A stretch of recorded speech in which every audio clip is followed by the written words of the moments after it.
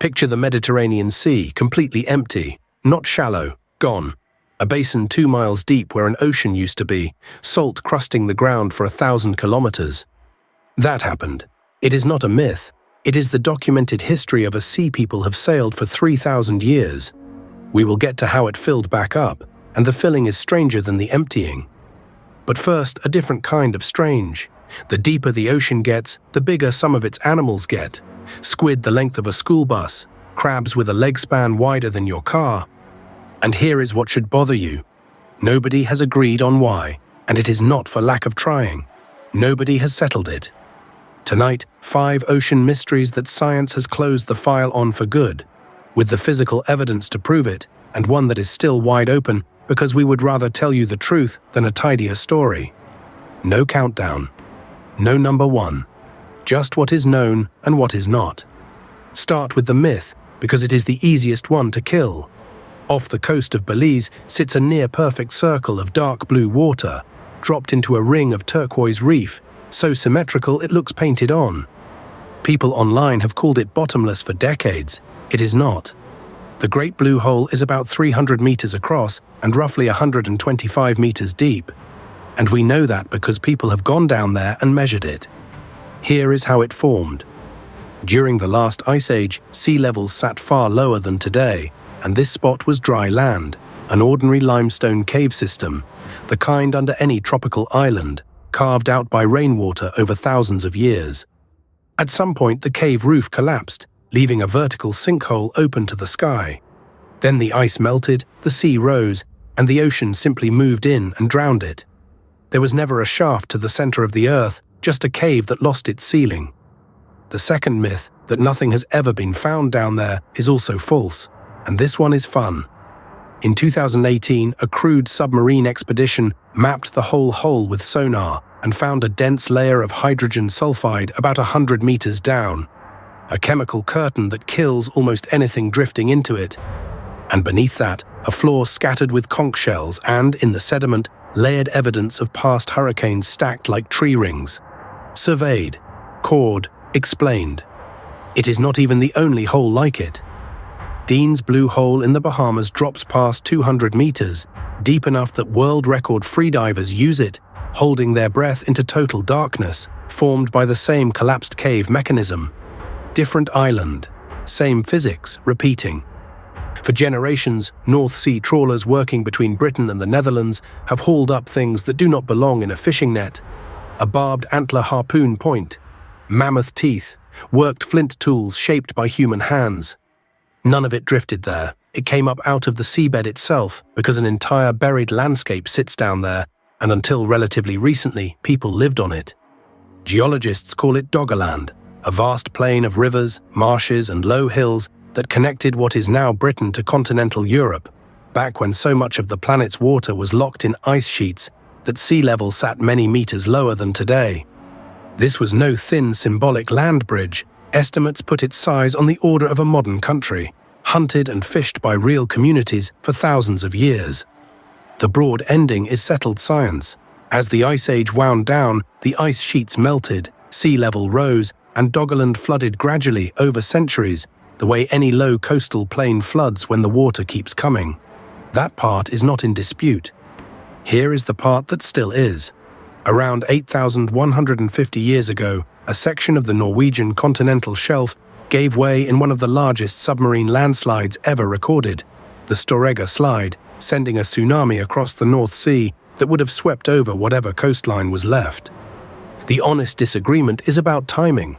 Did that wave deliver a sudden final blow to a landscape still substantially inhabited, or did it arrive after rising seas had already reduced Doggerland to scattered, shrinking islands, making the tsunami a coda rather than the ending?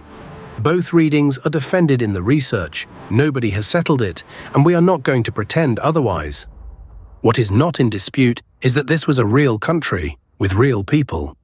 And the North Sea is quietly one of the largest submerged archaeological sites on Earth. Start with the numbers, because they are not exaggerated. The colossal squid, Mesonychoteuthis hamiltoni, is the heaviest invertebrate on the planet. A nearly complete specimen recovered from Antarctic waters and now held at New Zealand's Te Papa Museum weighed close to 500 kilograms, with eyes the size of dinner plates, the largest eyes ever measured in any animal.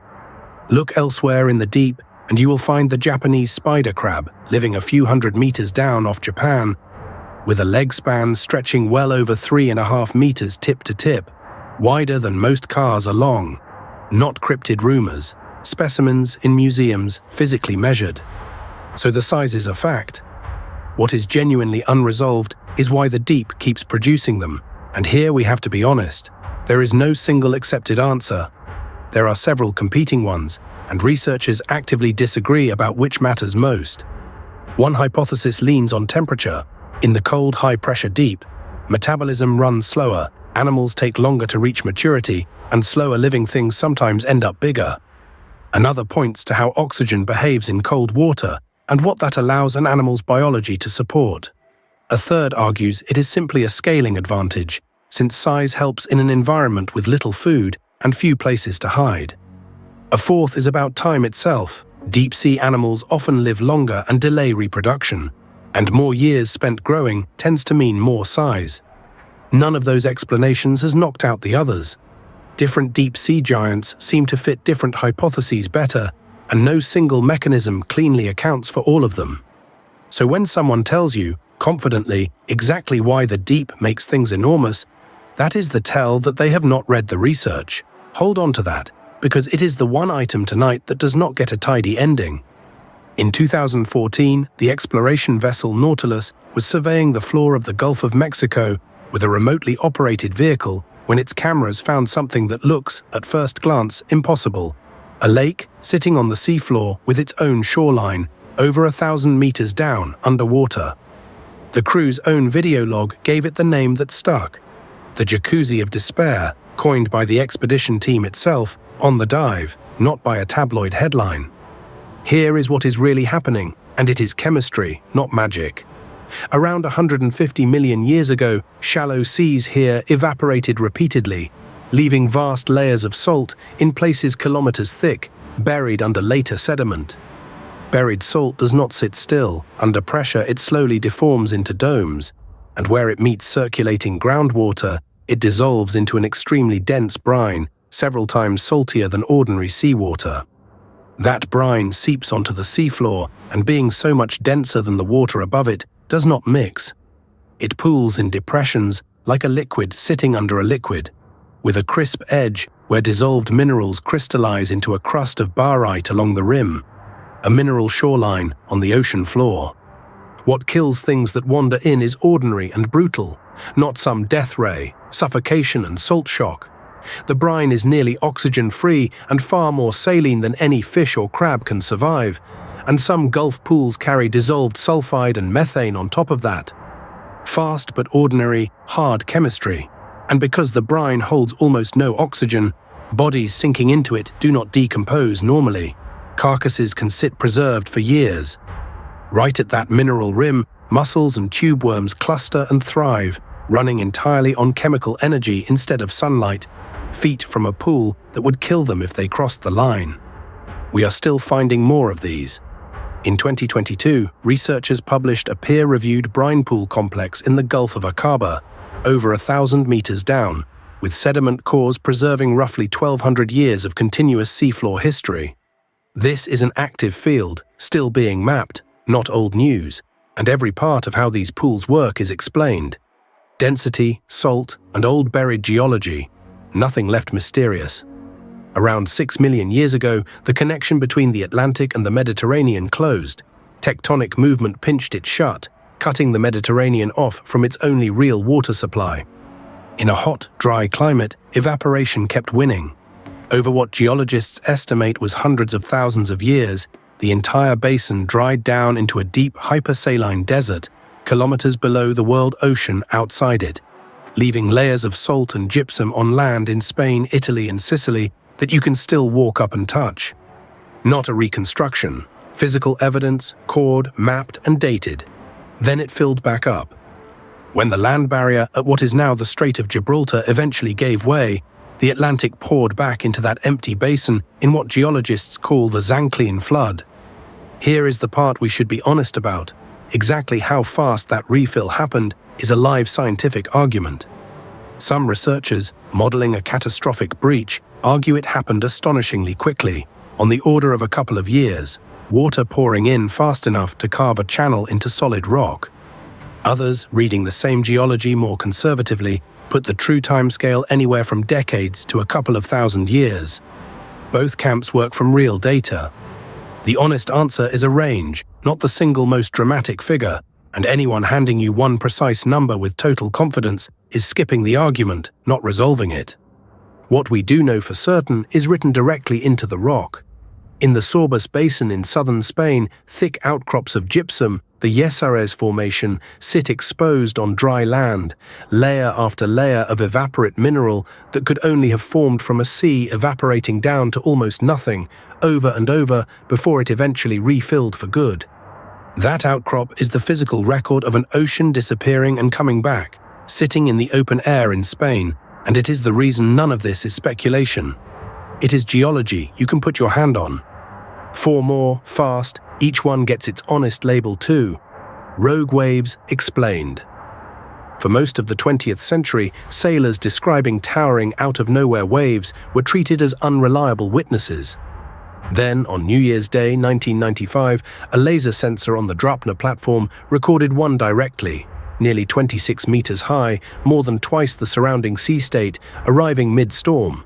That single measurement ended the argument. Rogue waves are real, measured, and the sailors were right all along. Zealandia explained, less a mystery than something hiding in plain sight. There is a continent under the southwest Pacific, roughly the size of India, with its own crust and geology, and about 94% of it sits underwater, with only New Zealand poking above. It was never lost, just sitting there mapped and confirmed, while most people were never told it exists. Black smokers explained discovery, one disputed claim riding along. In 1977, scientists near the Galapagos found towering seafloor vents blasting mineral-rich, superheated water, ringed by life running on chemical energy instead of sunlight. A find that rewrote what biologists thought life required. Still disputed is the bigger claim stapled onto it that life on Earth began at vents like these, a real, serious hypothesis, but not settled consensus, and it should not be repeated as though it were. One more you will not see real footage of, because none exists to license, though the phenomenon is confirmed. At the bottom of the Black Sea, a river of cold, extremely salty, dense water flows along the seafloor, carving channels and levees into the mud, driven entirely by that water's own density. Oceanographers described it in 2010. What is on screen right now is an illustration built to represent it, not a photograph of the thing itself. The phenomenon is real, the picture is not evidence of it. 2 quick corrections. The Milwaukee Deep, in the Puerto Rico Trench, is the deepest point in the Atlantic, but keeps getting mislabeled as the deepest point on Earth. That is not true. The title belongs to the Challenger Deep, in the Pacific, by kilometers. And Lake Vostok, under Antarctic ice, made headlines years back for supposedly harboring unclassifiable alien life. It did not. Follow-up analysis found the unusual DNA was contamination from the drilling equipment. Ordinary bacteria, extraordinary hole in the ice, no aliens. So here is where that leaves us. The Great Blue Hole is not bottomless, a drowned cave, cored and mapped. Doggerland was a real country under the North Sea, and only the tsunami's exact role in ending it is still argued. The brine pools are a real underwater lake, run on density and chemistry, not despair. And the Mediterranean genuinely did dry up and refill. We just do not know precisely whether that refill took years or millennia. 5 mysteries, 5 real answers, backed by cores, measurements, and outcrops you could put your hand on. But we told you at the start there would be one we could not close, and here it is. We still do not know, with any real consensus, why the deep ocean keeps building things as large as a colossal squid or a spider crab wide enough to straddle a car. 4 serious hypotheses, no winner, and that is not us being cagey. It is simply where the actual research stands right now. We would rather leave you an honest question than a manufactured answer. If you want the next batch of ocean mysteries, myths killed, receipts shown, subscribe. There is more down there, and some of what's waiting still is not settled.